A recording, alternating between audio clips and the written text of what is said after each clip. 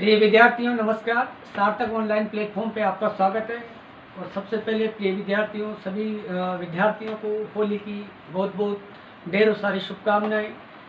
और जैसा कि हम होली के अवसर पर आज शुरू कर रहे हैं 5वें नंबर का हमारा जो वीडियो है संविधान पर।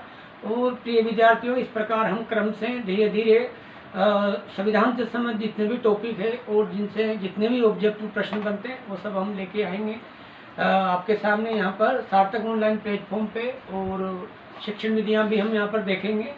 तो शुरू करते हैं संविधान की क्लास। और सबसे पहले पढ़ते हैं हम कि संविधान कहते किसे हैं।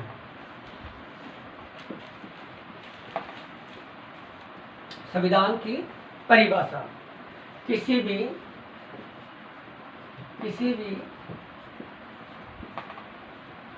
शासन व्यवस्था को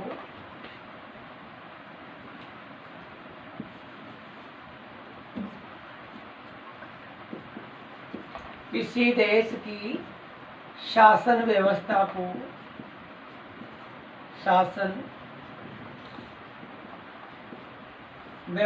को चलाने के लिए किसी देश की शासन व्यवस्था को चलाने के लिए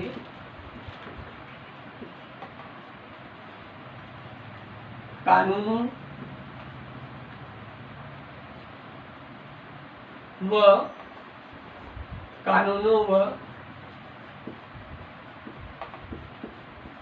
नियमों के समूह को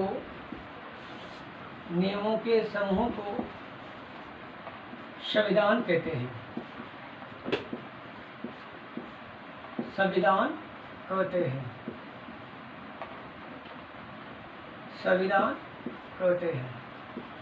संविधान की परिभाषा हमने यहाँ पर देखी कि किसी भी देश की शासन व्यवस्था को चलाने के लिए जो एक निश्चित नियम होते हैं और एक निश्चित कानून होते हैं उनको हम संविधान कहते हैं। प्रत्येक देश की शासन व्यवस्था को चलाने के लिए कुछ नियमों को बनाया जाता है और नियमों के आधार पर ही पूरी शासन व्यवस्था संचालित की जाती है। तो यहाँ पर हम परिभाषा के रूप में देखा।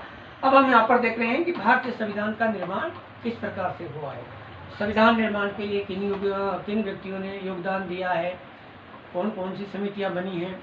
तो यहाँ पर देखते हैं हम सबसे पहले कि जो संविधान सभा का निर्माण भारतीय संविधान का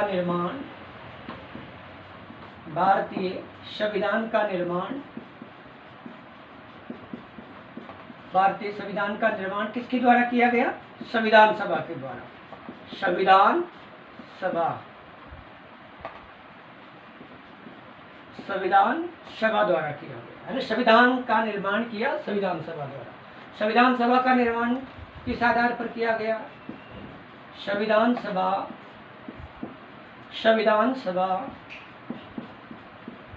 कैबिनेट मिशन योजना के आधार पर बनाई गई।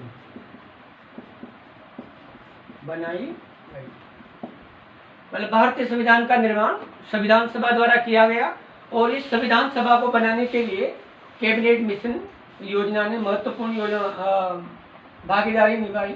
अब यहाँ पर देखना यह है प्रिय विद्यार्थियों, कैबिनेट मिशन योजना है ठीक क्या? तो कैबिनेट मिशन योजना इंग्लैंड से आए हुए 3 कैबिनेट स्तर के मंत्री थे, उनको हम कैबिनेट मिशन योजना कहते हैं। अब कौन कौन से कैबिनेट मंत्री वहाँ पर इंग्लैंड से आए? जब इंग्लैंड में प्रधानमंत्री अटली बने तो वो चाहते थे कि भारत को स्वतंत्रता दी जाए और उसी आधार पर उन्होंने 3 मंत्रियों के समूह को यहाँ पर भारत में भेजा। कैबिनेट मिशन योजना के बारे में हम देखते हैं। Cabinet mission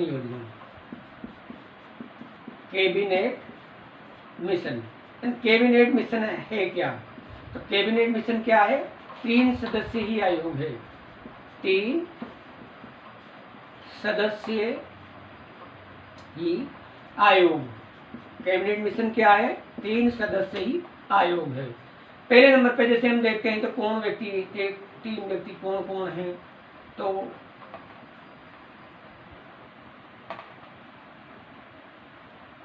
sir Alexander,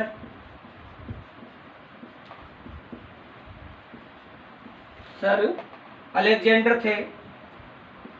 Lord Pethick Lawrence, lord Pethick Lawrence, lord Pethick Lawrence और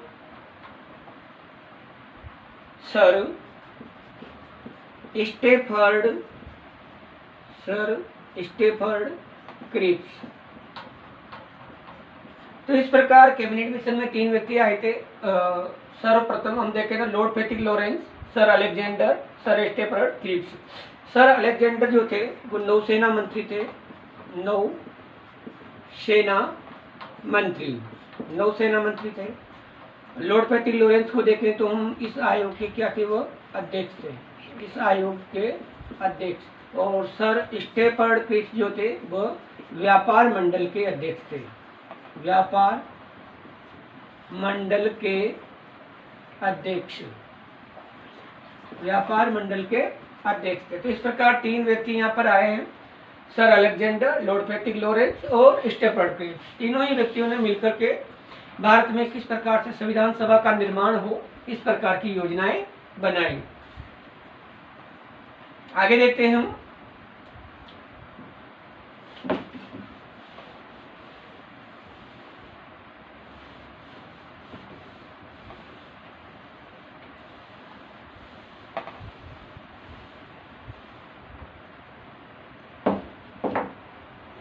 कैबिनेट मिशन का उद्देश्य क्या था?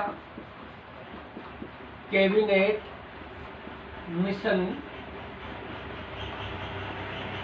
का उद्देश्य, कैबिनेट मिशन का उद्देश्य, किस उद्देश्य को लेकर कैबिनेट मिशन भारत में आया? तो कैबिनेट मिशन का उद्देश्य था भारत में सत्ता में सरकार, भारत में सरकार का हस्तांतरण करना, यानी भारत में भारतीयों को सरकार सौंपना। तो भारत में सत्ता का हस्तांतरण करना। इसके अलावा था उपायों को देखना कि किस प्रकार के उपाय यहाँ पर किए जाए जिससे भारत में संविधान सभा का निर्माण हो सके, भारत में संविधान बन सके और भारतीयों की एक अपनी सरकार बने। तो उपाय और संभावनाओं को तलाशना, संभावनाओं को तलाशना, संभावनाओं को तलाशना, ये कैबिनेट मिशन का उद्देश्य था कि सरकार का हस्तांतरण हो। सरकार का किस प्रकार हस्तांतरण हो? जैसे अंग्रेजी जो सरकार थी उसका हस्तांतरण हो करके भारतीयों की सरकार बन जाए, और उपाय संभावनाओं को तलाशना। तो कैबिनेट मिशन ने आते ही भारत में काम करना शुरू कर दिया। कैबिनेट मिशन आया कब, ये भी हम साथ में देखते हैं। कैबिनेट मिशन कब आया? कैबिनेट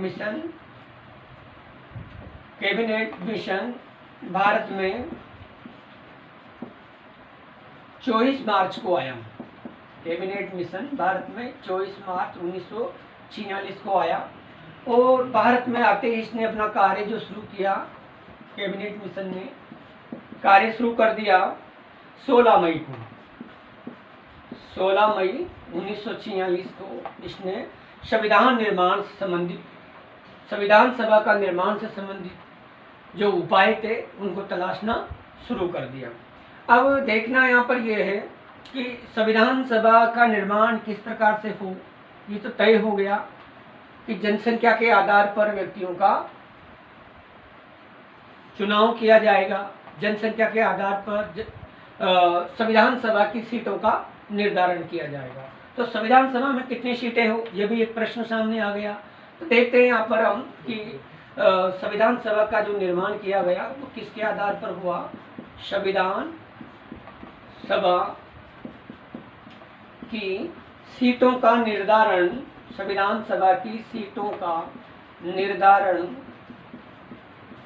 संविधान सभा की सीटों का निर्धारण जनसंख्या के आधार पर किया गया। किसके आधार पर?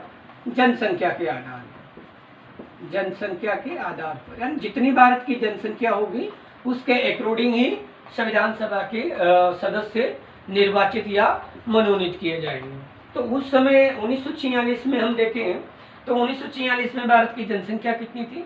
तो जनगणना का जो कार्य है वो अंग्रेजों के समय ही सन 1872 में शुरू हो गया था। तो हम देखें यहाँ पर 1946 में भारत की जनसंख्या सन 1946 में भारत की जनसंख्या